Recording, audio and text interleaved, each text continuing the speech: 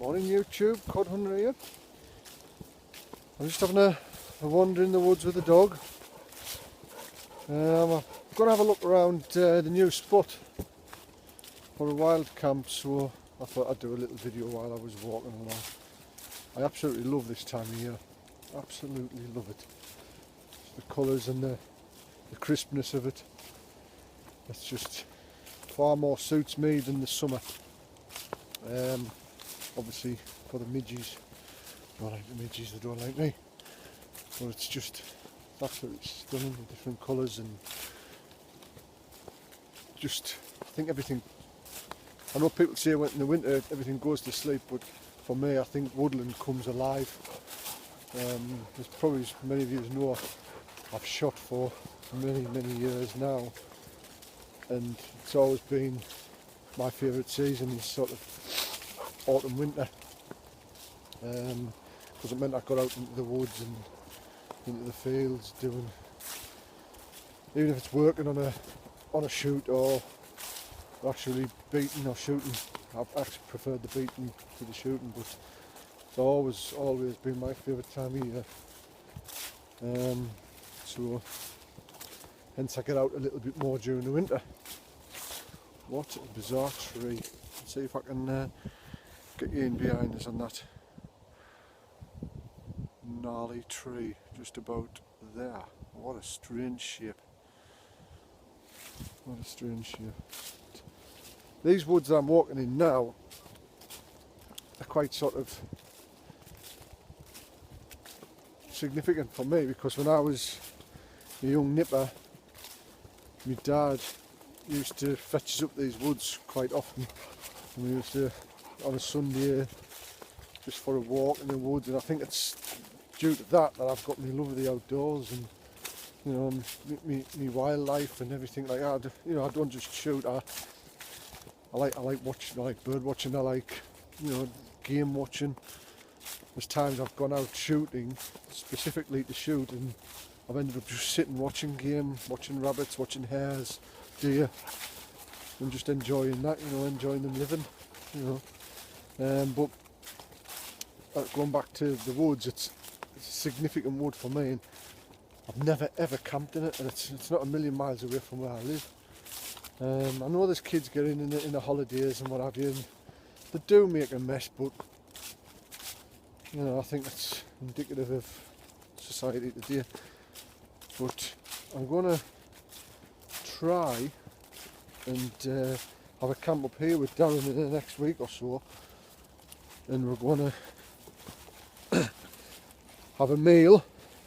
I've already got the meal sorted, and it's something I think what we're going to try and do with the project Darren's wanting to do with his book and that. I've said I'll do a different meal for each camp, and we'll 2 seconds, I'll just get the dog back.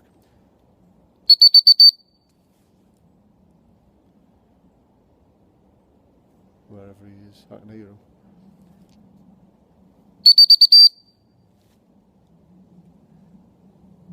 Here he comes down the bottom. I'm going to do a meal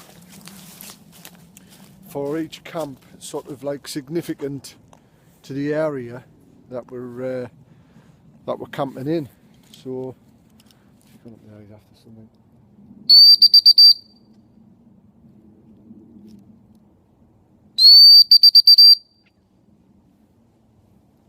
Come on, Bruce. 100-mile-an-hour dog. So we're going to do, going back to that, we're going to do a camp significant to the meal as well. So, for instance, if we have a coastal camp, we'll probably be eating either shellfish or fish.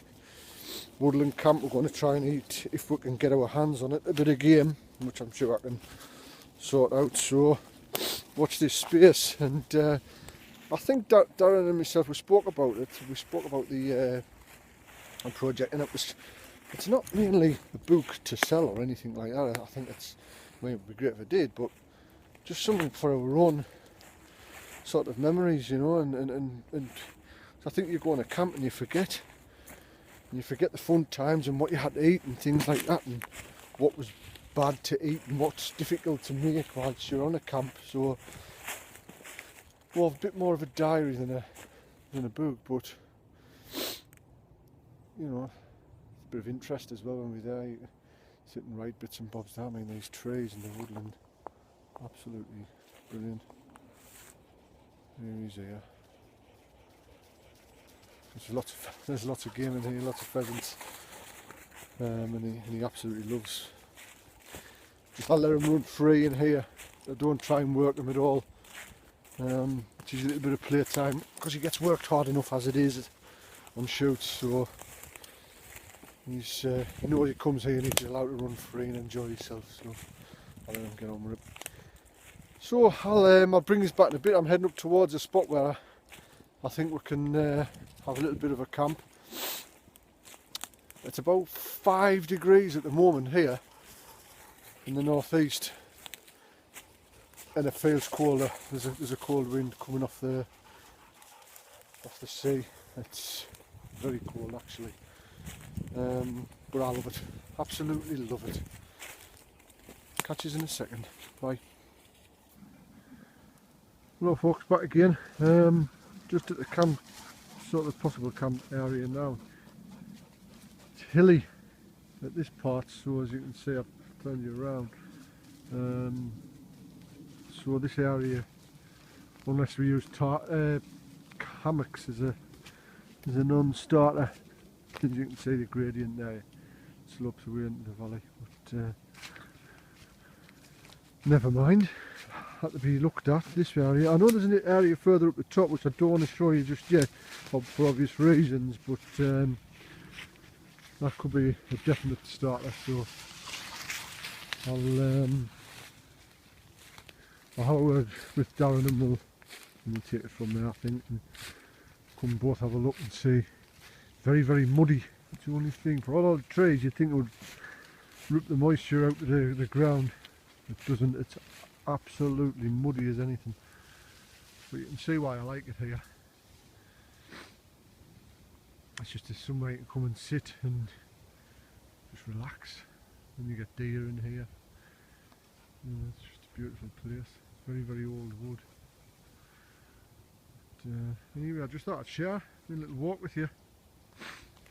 Trying to do a few more videos, try to do different things, but I'm going to do one on my new motorbike, but eventually might even take the dog out and work on one day and obviously not shoot, but just work them and show you him working. He'll probably not do as he's told, that's a problem. Is that right, Bruce? Good lad. Well, I'm going to head off back along the track, and if I see anything unusual I'll bring you back. And big northern walled tree. One thing I need to start and really look out for is deadfall. I tend to pitch up and then afterwards I look above, you know. But that's a learning thing for me, I suppose, as well. So, anyway, I'll catch us in a bit. Hello folks, back again. Just a quick one for all you fungi experts. These seem to be in abundance around here on the stumps of trees. I don't know what they are. I would never ever eat fungi that I've found forage. I would love to have the knowledge to. However, I think you certainly need to know what you're doing. As we all know, it can be quite dangerous. But if you can tell me what they are, I'd be very much appreciated. Thank you. Back again. Well, I want to start heading back to the car now.